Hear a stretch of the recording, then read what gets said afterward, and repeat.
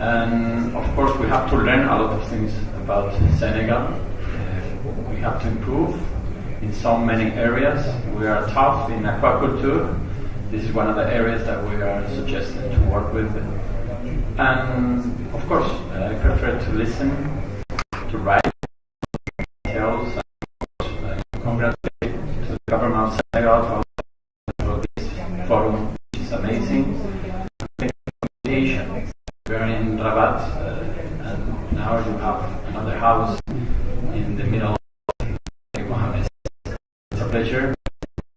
Congratulations to all the organizers.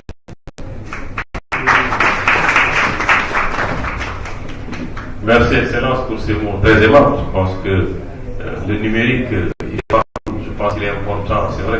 Nous avons au Sénégal une forte expérience dans ce domaine. Il y a des actions fortes et d'envergure qui ont été menées depuis 37 ans parce que Sénégal numérique, c'est un cheminement depuis 1987, depuis la création de la délégation de l'État. Nous avons capitalisé beaucoup d'expertise, d'expérience sur ces sujets-là. Nous avons une forte infrastructure numérique. Si je donne l'exemple de ce qui a été piloté, ne serait-ce qu'au niveau de Sénégal numérique, qui a une évolution institutionnelle, qui a amené la création de la société et qui a transformé l'ancienne agence en nationale, c'est aujourd'hui plus de 6000 km de câbles en fibre optique qui a fini de faire un maillage au niveau national. Nous comptons au jour d'aujourd'hui aussi 3 centres de données. M. Fall a parlé tout à l'heure de data center.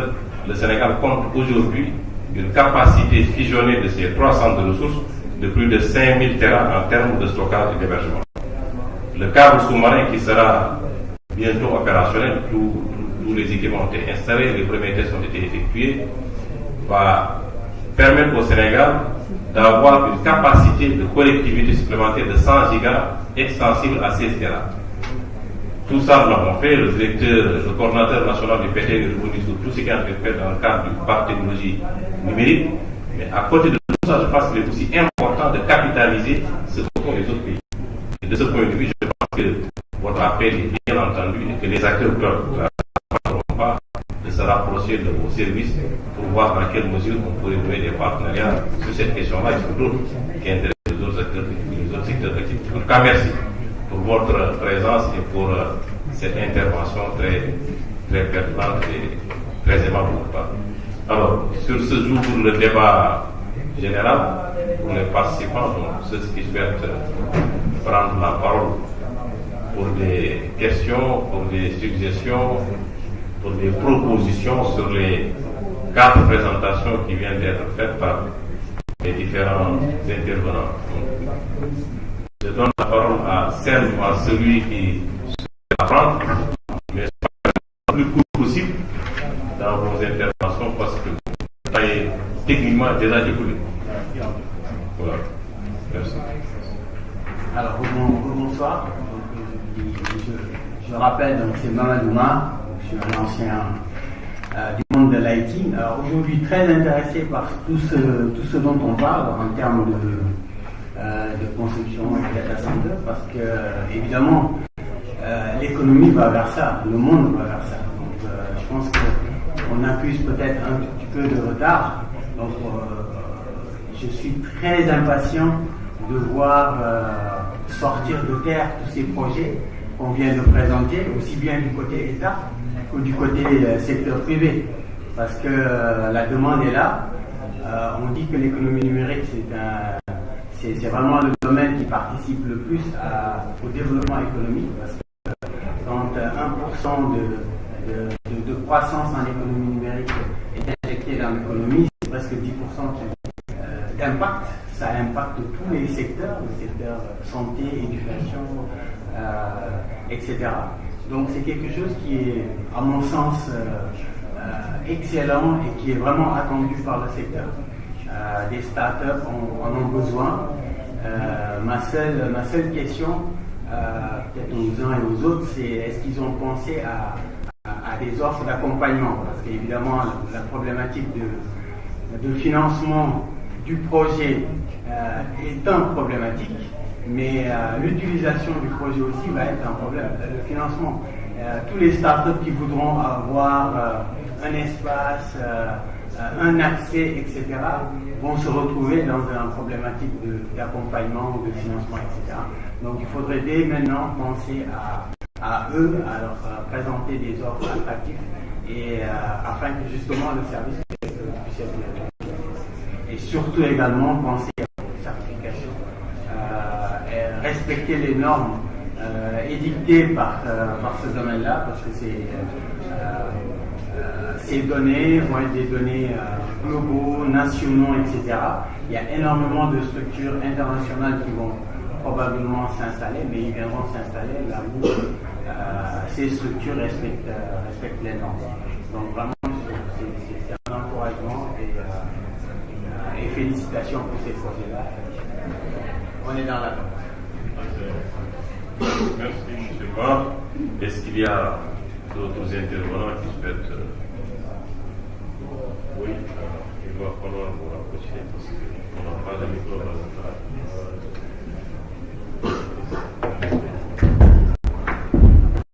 Mon collègue, c'est un supérieur en télécommunication.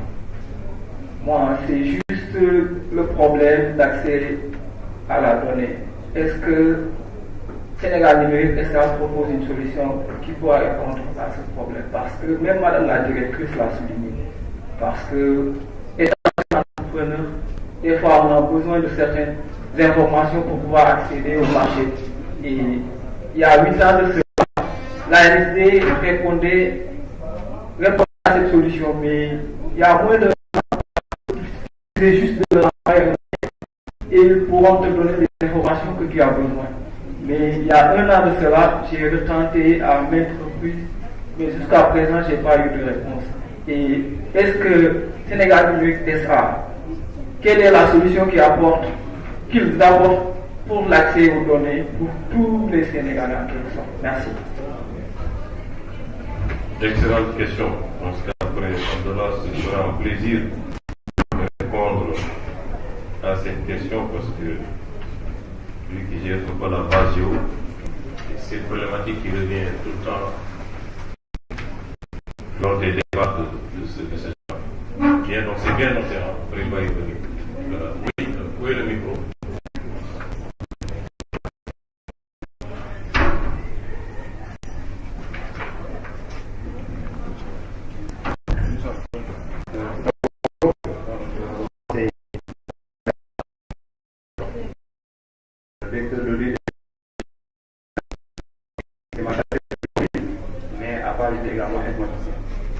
Donc, ce qui m'intéresse aujourd'hui, en fait, c'est par rapport au BTS. Vous avez un peu parlé du business process outsourcing, quoi. Est-ce que vous pouvez revenir là-dessus un peu pour ça plus clair? Maintenant, l'autre aspect, c'est par rapport au programme BEX. En termes de données, ce qui nous intéresse, c'est la sécurité. Est-ce que vous pouvez nous dire qu'est-ce qui est prévu en termes de sécurisation des données? Merci. Très bien, excellent. Oui, vous avez Allô, bonsoir à tout le monde. Je m'appelle Bouba Ndiaye, je suis DG de la société ANTG. Je viens du MIT et j'étais au Silicon Valley déjà en 1994 quand Cisco Systems louait donc tout au début d'Internet. Donc tout ce qui se dit là aujourd'hui, je l'ai vécu. Donc je vais juste faire quelques suggestions. Comme vous le savez, Internet a démarré pratiquement aux États-Unis, les GAFTA et tout. Et aujourd'hui, ils sont en train de se déplacer vers les clients, en particulier en Europe par exemple. Mais cela se fait à travers des initiatives, point de vue étatique avec des lois. Donc, ma question, c'est de savoir quelles sont les initiatives en termes de législation, n'est-ce pas, pour forcer ces entreprises ces multinationaux de délocaliser, venir s'implanter en local, n'est-ce pas, faciliter la souveraineté des données, mais aussi surtout en termes de sécurité et d'autonomie. Comme vous le savez aujourd'hui, avec les authentifications qui sont en train de se faire aujourd'hui, on s'authentifie pour accéder à des sites à travers Google, à travers nos comptes Google ou Facebook, n'est-ce pas? Donc, ce qui rend une dépendance par rapport à ces entreprises qui sont en dehors du pays. Donc, à travers des législations, on pourra imposer, n'est-ce pas, que tout ce mécanisme-là puisse se faire en local. Donc, ma question surtout, c'est dans ce sens-là. Quelles sont les initiatives du côté de l'État pour faciliter, accélérer cette délocalisation de ces ressources et surtout des données? Merci. Merci, M. Ndiaye, pour votre question. Je pense que, de manière générale, c'est même l'objet de ce forum. Invest in Sénégal, parce que l'Afrique, ça fait beaucoup de sociétés qui sont là pour faire de sorte que l'environnement des affaires soit suffisamment attaqué au-delà des aspects réglementaires, mais de tout ce que le Sénégal apporte en termes de facilitation pour exhorter les grosses entreprises à s'installer dans notre pays. Je pense que c'est une des dimensions du forum. Je pense qu'il y a des représentants de l'Afrique qui avaient beaucoup d'intérêt qui répondront à cette importante question.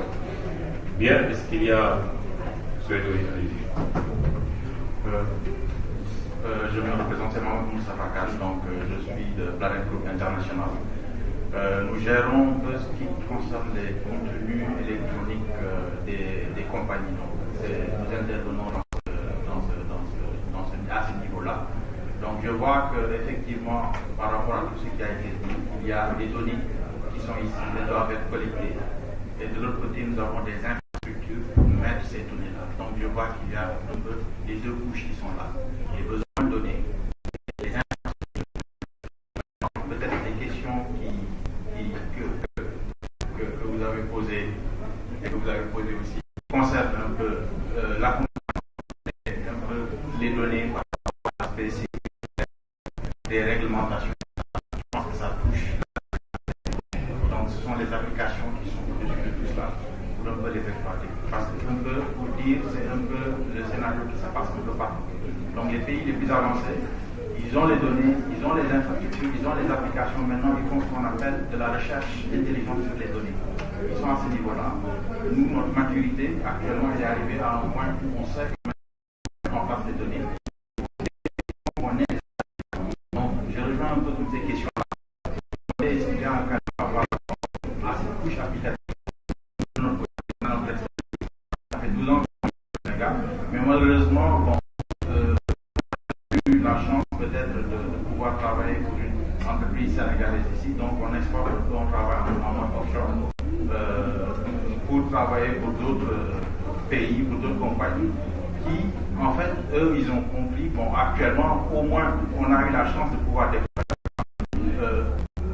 disons, des systèmes qui, parce que les données ont ce qu'on appelle life cycle. Ils sont connectés. Il faut aussi qu'on voit exactement, en accord avec les politiques qu'il y a, si on va détruire une partie de ces données au bout d'une dizaine d'années, plus d'objets illégaux, ou bien si on va les stocker. Donc, un peu tout ça. Nous sommes. On a quand même des difficultés de discuter avec les gens qui comprennent un peu quel est ce que nous faisons et comment on peut aider à ce niveau-là. Donc, je vois qu'il y a les données, mais là, un plan qui est dit. Merci beaucoup.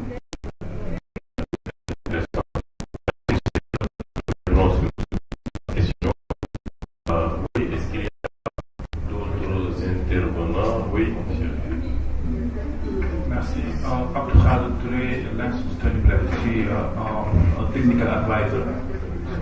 J'ai une question par rapport à ce qu'on appelle souveraineté réglementaire. Donc, il se trouve que les serveurs publics sont pratiquement utilisé au niveau des structures étatiques.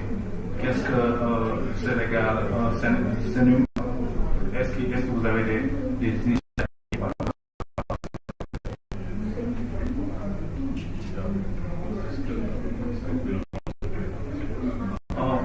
Par rapport à l'usage des serveurs publics au niveau des structures étatiques, à savoir les Gmail, Yahoo, etc. Alors que le paradoxe, c'est qu'on parle de souveraineté des données pour que les données soient également stockées au niveau du Sénégal. Est-ce qu'il y a quelque chose qui est prévu en ce sens? Merci. Oui. Excellent. Bien. Oui, 2-3 dates. Absolument pas dans le genre par rapport aux interventions. Oui, monsieur, est-ce que vous pouvez lui transmettre quelque chose? Oui, oui.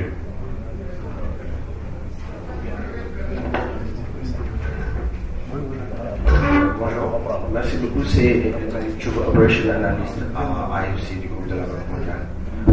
En fait, ma question c'était plus pour M. Fall, c'est ça? Justement, pour le projet, malheureusement, je n'ai pas pu entendre le projet global pour le projet, mais ma question c'était, vous avez dit que vous allez utiliser des technologies, notamment les énergies renouvelables, afin d'alimenter vos data centers. Vous avez parlé de 200 à 300 cabinets d'une puissance combinée de 2 MW. 1,2 MW. 1,2 MW. Oui, c'est possible toujours, mais n'empêche, est-ce que vous avez pris en compte le fait que non seulement vous allez passer vers une extension à un moment donné, parce que, comme vous l'avez dit, j'aime bien le fait que votre projet soit un data center nudge.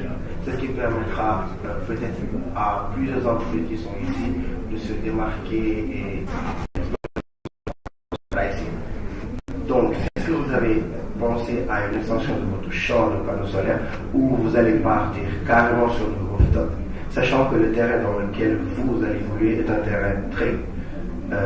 voilà, qui suscite assez beaucoup de questions, notamment du niveau environnemental, parce que les mamelles depuis longtemps, c'est qu'il y a des gens qui ne sont pas trop pour qu'on construise là-bas. Ça, c'est ma première question. Ma deuxième question, c'est par rapport à votre business model. Est-ce que dans vos sondages au niveau des entreprises qui vont susceptibles d'utiliser ces data centers-là, est-ce que vous avez discuté avec eux du niveau du pricing? Parce qu'on sait que le transfert de données d'un data center à un autre requiert beaucoup de ressources.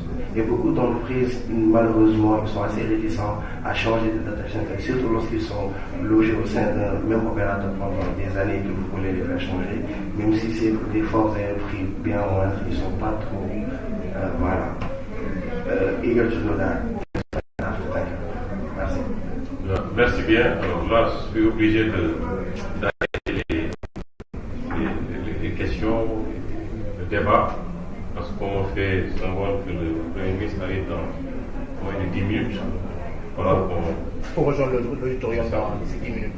Il va arriver d'un moment à l'autre avec Madame le ministre de l'économie. Exact. Donc on va passer aux réponses de façon vraiment rapidement. Je donne la parole d'abord. Alors, moi, c'est la question de notre ami M. Ndiaye. C'est ça.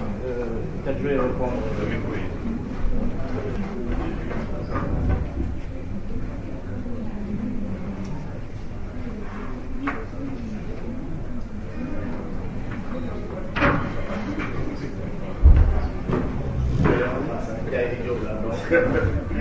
Alors, bonjour à tous. Donc, je suis Moustapha Diop, au niveau de la BIX. Anciennement, je m'occupais du marketing, directeur. Depuis un moment, je suis directeur de la prospection, toujours marketing, mais pour les zones les plus spéciales, spécifiquement. Comme l'a si bien ressassé un peu mon collègue, enfin, c'est un collègue, Bassirou, beaucoup de projets de l'État en matière d'offres d'espace aménagé pour les investisseurs. Ça rejoint quelques questions même évoquées ça et là. Bon, à une époque, à la PIX, sous Abinatania, on a un peu incubé un projet, celui de Atos, et même d'autres projets, cités que vous voyez ensemble derrière le KFC. C'était vraiment comme disent les Britanniques, on va dire vraiment un problème pour un site sur Dakar. Au-delà du fait qu'on avait commencé à pousser des réformes de l'environnement des affaires pour prendre en charge tout ce qui est économie numérique et big tech. nos collègues de l'administration fiscale ne sont pas peut-être là, donc je vais les égratigner un peu. C'est avec eux, c'est toujours compliqué. Donc quand on envoie des dossiers au ministre Abdoulaye Diop pour introduire certains projets comme d'ingénierie logicielle, etc., donc nos collègues CD, vrais fiscalistes, ils ne comprenaient pas qu'on puisse exonérer une activité basée sur la matière grise, où ils ne voyaient pas des tracteurs, etc. Donc c'était un combat de tous les jours. Là, on est en train de rénover le code des investissements pour prendre en charge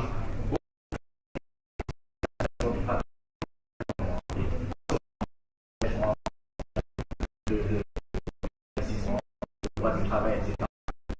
Les projets qu'on avait,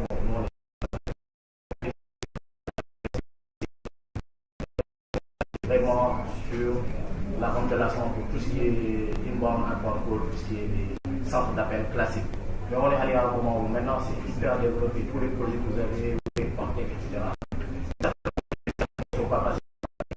projets sont passés par là, qu'est-ce qu'on a pu accompagner. Là où le bas blesse, c'est que comme je vous le dis, on introduit certaines réformes. Malheureusement, on a des régies financières qui sont très fortes, qui peuvent faire revenir à la raison de l'État et ne pas lâcher trop de fiscalité sur certains projets qu'eux ils ne considèrent pas que ça crée beaucoup de valeur. Mais là, même au-delà du fait que sur le projet de cybervillage, ça doit héberger aussi bien incuber que faisait ces moments, qui n'ont pas les moyens qu'à ou Sigal, etc. Ça m'avait pris quelque chose comme 5 ans. On avait tiré le bon qui était etc. On a pu les faire venir. Mais comme c'est un grand groupe, après ça n'a pas marché avec la particularité ici que quand c'est même un cadeau, c'est un mur aménagé. De la législation fiscale. Tous les pays en après ça se joue la position géographique. Parler plusieurs langues. Bon, au Sénégal, l'anglais c'est obligatoire à partir de la 6e, il me semble. Mais on a pu même incuber un projet suédois qui s'appelle SAMRES. On a pris des étudiants de l'université, ils nous ont appris le suédois pendant 6 mois pour pouvoir répondre vraiment sur l'offshoring pur et bio, pour pouvoir répondre aux besoins de la clientèle suédoise, et les vieux, les pensions, etc. Et ça marche toujours. Et pour un fall qui est la dernière. Voilà un exemple, certains exemples de projets. On ne dit pas que tout est rose, mais on est en train vraiment de vouloir réformer même l'environnement des affaires en matière de TIC et d'économie numérique pour pouvoir davantage inciter les opérateurs privés à rentrer dans la fintech et l'économie numérique. Excellent. Merci bien. Donc, récemment, tu n'as pas été interpellé, donc, parle rapidement sur les données. Merci beaucoup. Moi, je pense que la problématique de la donnée, c'est une problématique qui revient tout le temps. Mais quand on parle de données, quand même, il y a plusieurs catégories. Je pense qu'aujourd'hui, il y a des CDF qui sont gérés par des opérateurs qui peuvent apporter énormément de valeur ajoutée sur des applications de mobilité, il y a des données statistiques. Mais par rapport aux données géospatiales, aujourd'hui, le Sénégal numérique assure la présidence de ce qu'on appelle le GICC, le groupe interinstitutionnel de concertation et de coopération. Alors, l'objectif, c'est de bâtir une infrastructure de données géospatiales. Et ça a été créé par le décret. Dans ce GICC, nous avons pratiquement toutes les structures productrices de données géospatiales. Alors, vous pouvez aller sur le site GeoSénégal. Il y a pas mal de données structurées au niveau de la base géo où vous pouvez télécharger. Il y a des données sur le cadastre, il y a des données sur ce qu'on appelle les données topographiques, il y a le réseau routier, il y a pas mal de données, il y a également de l'imagerie satellitaire. Mais ça, c'est un intrant. C'est un intrant pour développer l'application. Parce qu'au-delà de l'infrastructure technologique, je pense que la question de la donnée, si on s'en occupe pas, il est impossible d'avoir un écosystème entrepreneurial fiable. Parce que les startups n'ont pas les moyens aujourd'hui pour produire ces données au niveau national. Ce matin, j'ai participé à une stratégie sur l'IA. Et cette problématique était au cœur. Ça veut dire qu'aujourd'hui, l'État quand même doit pouvoir continuer à mettre des moyens pour pouvoir offrir à cet écosystème des données pertinentes pour pouvoir développer ces applications. Et l'exemple de GeoExtract, qui est un partenariat entre l'infrastructure technologique et une thématique, notamment le secteur minier, en est, à mon avis, le parfait exemple. Donc, au niveau des applications, dans le cadre de ce projet, nous avons délivré des services, des données et des applications. Et le secteur, en tout cas le service géologique national du Sénégal numérique, ne pourront pas les faire seuls. On a besoin d'un secteur vraiment qui ont des sachants, qui ont des outils commencer à faire. Voilà. Oui, donc sur les données statistiques, on va compléter l'ancien de l'ANSD. C'est sur les données statistiques. Bon, moi je suis un ancien de l'ANSD, je suis maintenant à l'office. Mais en réalité, la difficulté, c'est que les données statistiques, la plupart, c'est des données un peu régaliennes, c'est des données de l'État. Les objectifs sont des objectifs de l'État. La plupart des entrepreneurs ont d'autres objectifs. Et que donc, des fois, ils ont des difficultés à trouver des données qui répondent au format dont ils ont besoin. Je pense que l'ANSD a eu la réforme statistique qui a permis quand même d'améliorer un peu la production de données. Mais l'enjeu, c'est comment faire pour que ces données-là qui sont dans des bases, parce qu'au niveau infrastructurel et même contenu, l'ANSD a beaucoup d'informations déjà. Il a les bonnes infrastructures, il a beaucoup d'informations qui ne sont pas traitées. Mais c'est surtout des données qui sont destinées à l'État, mais que des entrepreneurs peuvent utiliser. Maintenant, eux, ils ont des outils qui vous permettent, par exemple, si vous n'accédez pas à l'information, ils vous permettent d'aller là-bas, ils vous ouvrent les bases de données et vous pouvez accéder. Mais ce n'est pas forcément aussi conçu sur la base de vos objectifs, parce que l'ANSD positionne pour les codes nationaux, etc. Donc il y a des études spécifiques qui peuvent être faites pour satisfaire les entrepreneurs, parce que c'est la plupart de ces enjeux-là qu'il y a. L'autre chose, c'est que l'AGP peut être un peu Sénégal numérique, parce qu'il y a, pour accéder aux données, je pense qu'il faut une plateforme globale qui permet d'avoir au niveau sectoriel des liaisons avec l'ANSD, avec les autres, pour que les acteurs puissent accéder directement à partir d'une seule base à toutes ces informations-là. Puisque l'ANSD a des bases, mais des fois des bases qui ne sont même pas centralisées. Donc je pense que ça, c'est des enjeux. Maintenant aussi, il y a un autre enjeu au niveau au Sénégal, dans l'administration, parce que moi, je suis en réalité auditeur, mais les difficultés que les gens ont, c'est la numérisation des données physiques qui sont dans les documents physiques. Beaucoup de données, toutes les données historiques, les données d'enquête, sont dans des questionnaires qui sont archivés. Donc je pense que l'enjeu numérisation des données au Sénégal, donc il y a beaucoup de données dans. Même nous, à l'APEX, on a des difficultés pour gérer les données du recensement, le retour, des données du terre, parce qu'ils sont des documents physiques que les gens pourront exploiter après. Mais comme c'est des documents physiques, il faut les numériser. Donc je pense que ce chantier-là est un chantier pour Sénégal numérique. Et je pense que cet enjeu est national. Parce que récemment, vous avez vu à l'université qu'on a détruit des documents, des archives. Si c'était numérisé, si c'était dans les bases, on n'aurait pas ces études-là. Donc, ça, je pense que c'est un enjeu pour les entrepreneurs et pour l'État. Que ces données-là puissent être numérisées, ensuite mises dans des bases pour que les gens, les entrepreneurs puissent les avoir et les exploiter. Mais pour l'ANSD, je pense qu'il faut s'adresser à eux. Si vous n'avez pas les choses dans le site, s'adresser à eux, ils ont les informations. Okay. Merci. Très important. Oui, la société interpellée pour une question, je pense. Je laisse répondre après. Merci beaucoup. Je pense que c'était sur le BPO. Donc, ça a déjà été dit. Il y a déjà un poste qui a été installé. Bon, Moustapha est revenu sur le process. C'est très long d'installer de grands groupes qui peuvent créer des milliers d'emplois pour des études, pour y aller niveau. Nous, ce qu'on veut faire sur l'ITO, l'ambition sur le BPO ITO, c'est d'installer d'autres activités, que ce soit du support technique jusqu'au dev en tant que tel, où il y a le plus de valeur ajoutée. Parce qu'à côté, ce qu'on fait, je n'ai pas mentionné ce point quand je faisais ma présentation, mais en fait, le comité de pilotage de ce projet Parc des technologies numériques, évidemment, il y a l'ensemble des parties prenantes principales, aussi bien le privé qui est représenté, mais également la présidence, CNUM, le ministère en charge de l'enseignement supérieur, notamment le fonds 6, finance, économie. Donc, ce qui veut dire que derrière, nous avons également l'ambition de travailler avec l'ensemble des institutions d'enseignement, de formation, de manière générale, que ce soit l'UVS ou bien, par exemple, les universités. Il y a cette passerelle qui sera là pour dire quoi?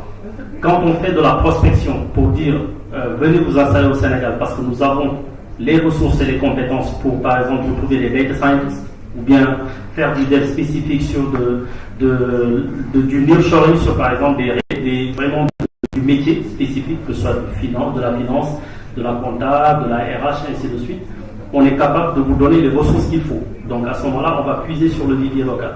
Donc, et c'est ça qui va créer de la valeur. À côté, ceux qui sont dans l'entrepreneuriat en tant que tel vont développer des solutions. On a parlé des données, là tout à l'heure, M. Ken en a parlé, et il y a la réponse.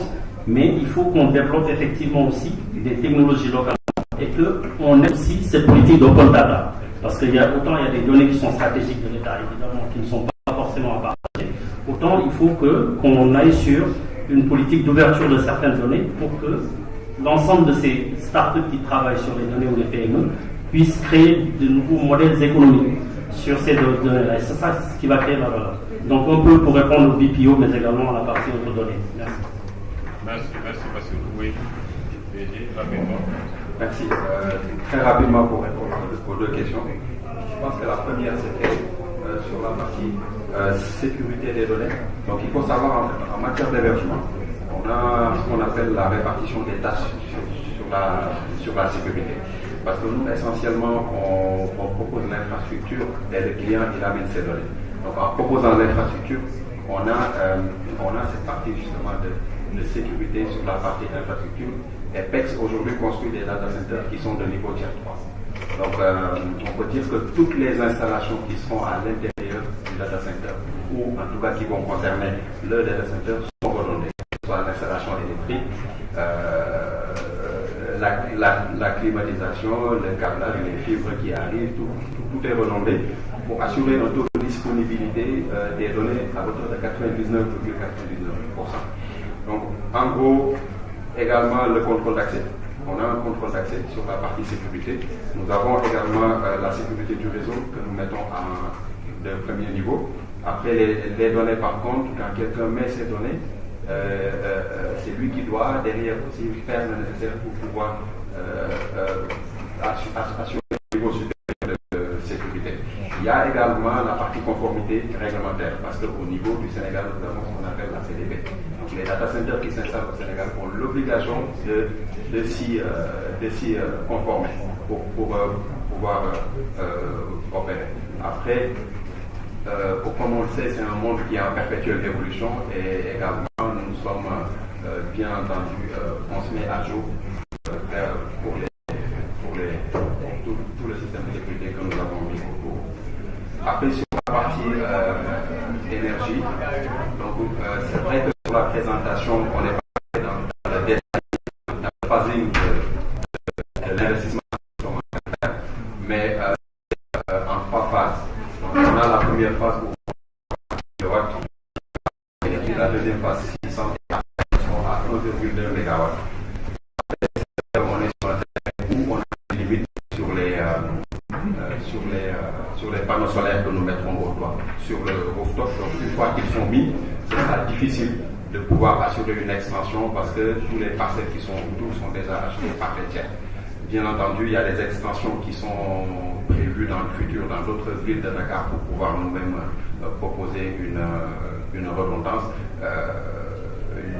L'idée d'avoir un terrain qui est beaucoup plus grand et qui pourra accueillir un champ de panneaux solaires serait peut-être étudié. Donc, j'ai essayé de répondre. Bien, je pense que nous avons fait le tour. Les débats sont très très intéressants. Mais malheureusement, nous sommes contraints par le temps. On va devoir nous en arrêter là pour rejoindre la salle plénière avant l'arrivée du Premier ministre. Vraiment remercier l'ensemble des présentateurs pour les projets, que ce soit Sénégal Public sur le projet de création du centre de gestion des déchets, la directrice générale du service de géologie avec Abdallah, mon cher frère et collègue Bassiou, le PTR et le directeur FAM pour la présentation du data center. Je pense que les discussions vont être continuées en B2B avec les participants. Vraiment remercier aussi l'ensemble des participants d'avoir pris de votre temps pour participer à cette session. Excellente suite de journée à vous tous. La séance est levée.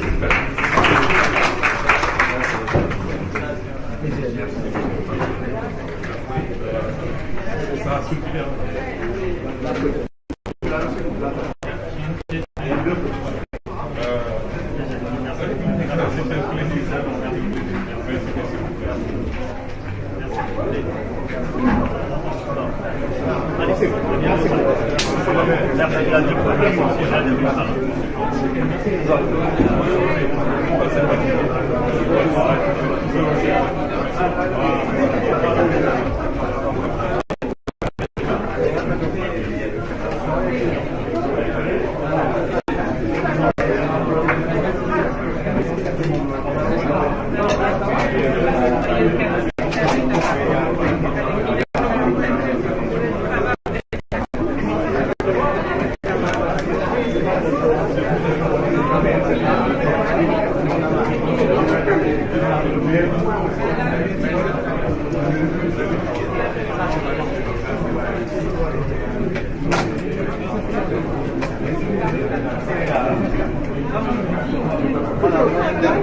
Merci waay Cheikh naa la waaw c'est que sama xasida mooy sa sëriñ mais xam nga mu daal samay gaale xam nga sëñ xam nga kii sëñ Mame Cheikh Fall si ma ko quoi doomu sëñ am ni nogay rek waaw mooy sama waay quoi ngi Lyon quoi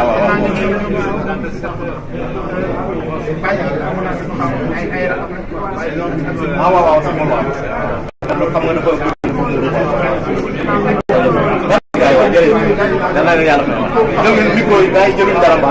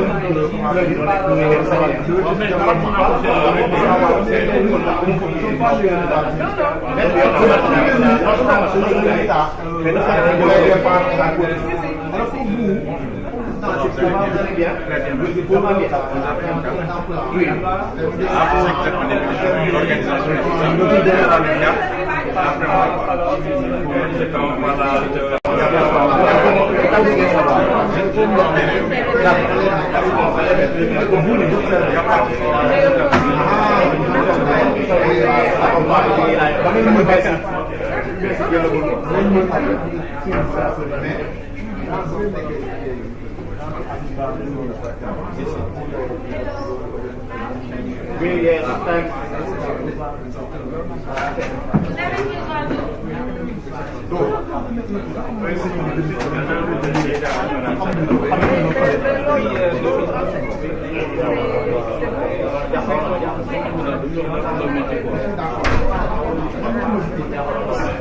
Ça commence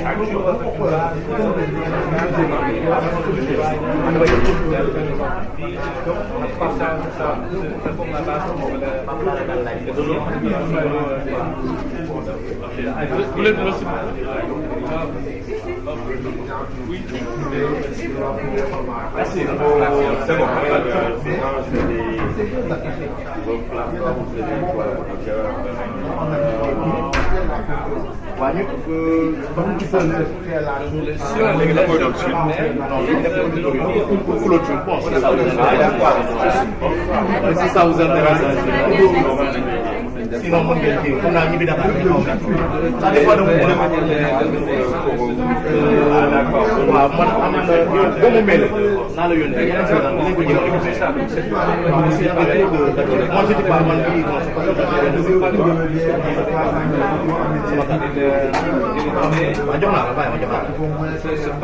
C'est pas mais le futur, c'est la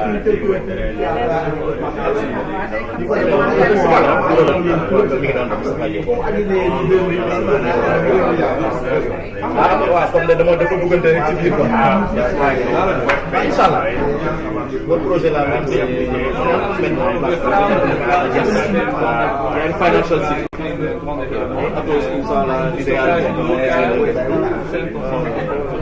Ils sont bien installés. Mais bon, si dans les banques, ça s'appelle la Intensia, les petites fintech là, c'est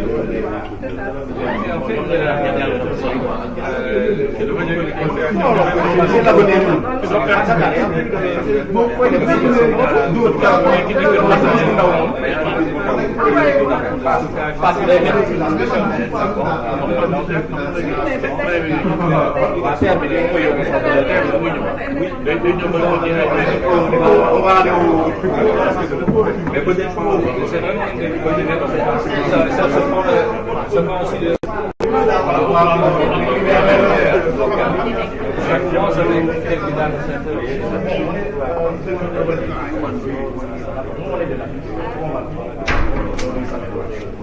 parce qu'on est que dernier, on n'avait pas de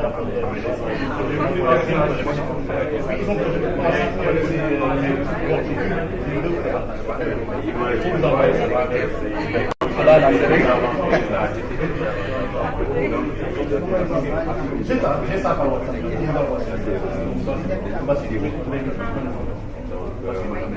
Sécurité et nous, fait seulement l'aspect physique. C'est vraiment le bâtiment. votre modèle, mais je veux dire que tout ça, c'est des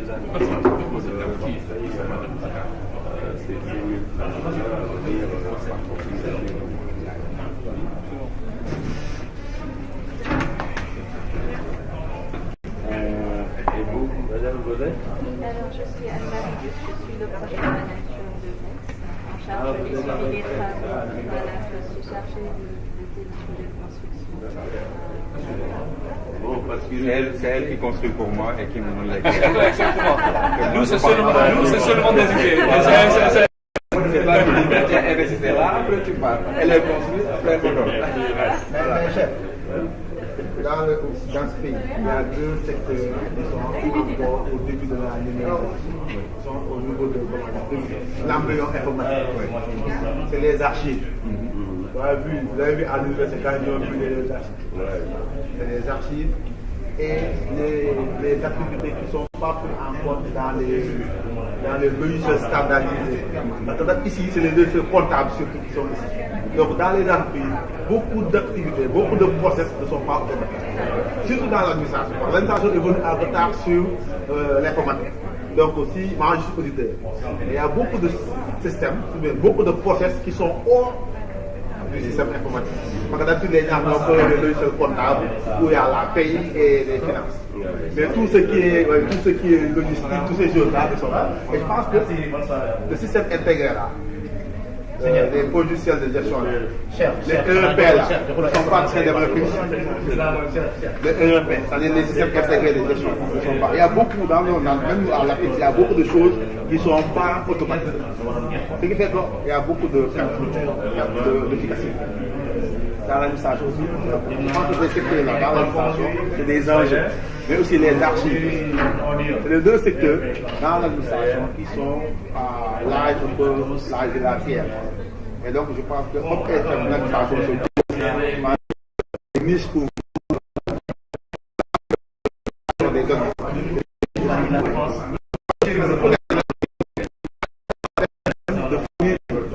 Tout à l'heure, la personne parle de durée de vie des données. Nous, on a des données qui sont sous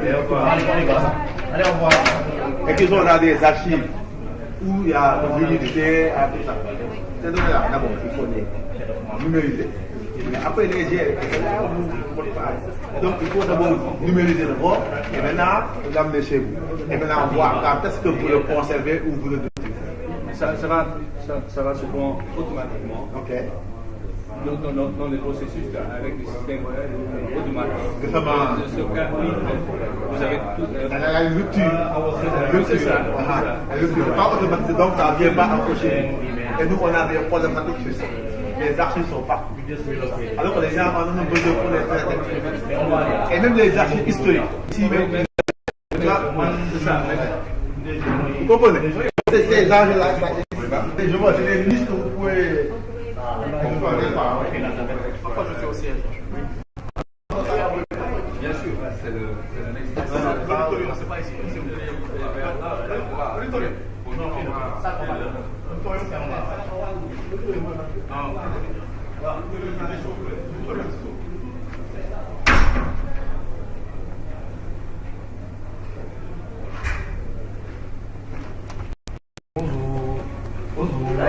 Bonjour.